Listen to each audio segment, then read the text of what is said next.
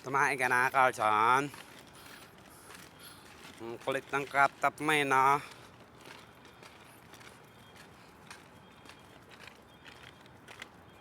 Ano naman yung alarm?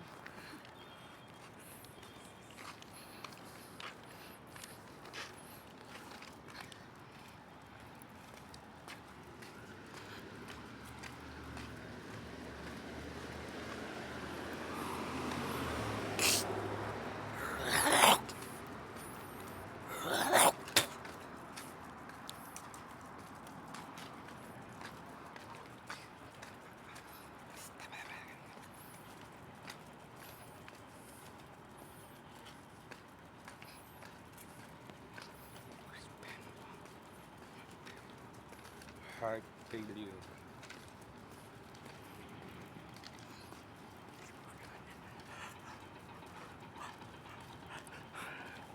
Tira ka naman siya, kibri.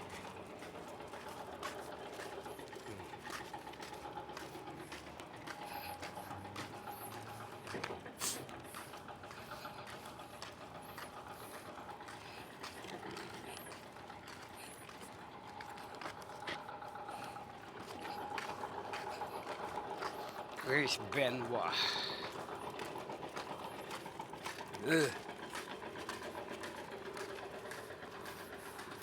Tsupaan na naman yung dalawa.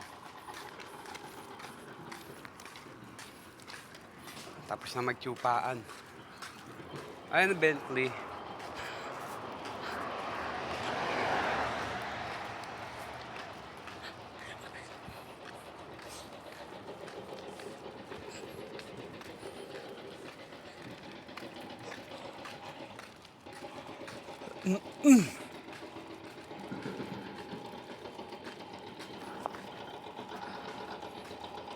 Angkol!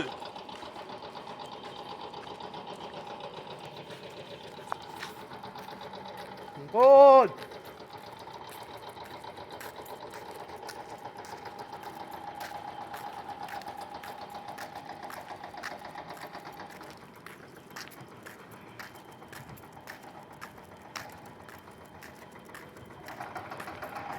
Angkol! Nagbigay na ng tubo yung ano nito. Kailan daw?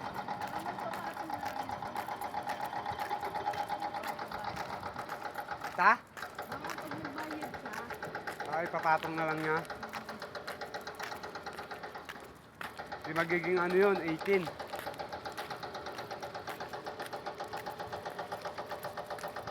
Ay, hindi, 15 pa rin na. 16.5 na.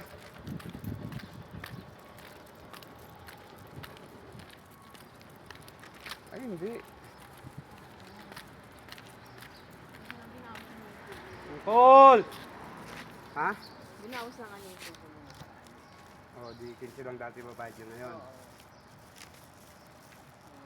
Next month siya magkakaroon ng tubo. Pangalawang buwan. Kasi nag-advance na siya ng tubo. Angkol! Ayun na, naramdaman niya na. Naramdaman niya na yun. Oh. Aba, yung tatay mo nakasando ngayon na. Hindi naman malamig eh. Hindi kaya. Mas malamig kayo sa hapon. Mas malamig ngayon. Pero nung madaling araw, ang init. Kanina madaling araw yan. Pero Oo, paglabas nagbukas mo, nga ako bigla ng aircon eh. pero paglabas mo, iba yung kanya. Nagising ako mga alas 2, alas 3 yata, ang init.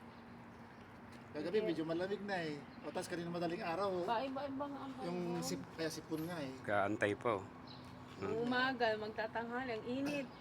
Kanina madaling araw, nung lumabas na ako, sabi ko ba, malamig dito sa labas. Nakaka-tap yan no.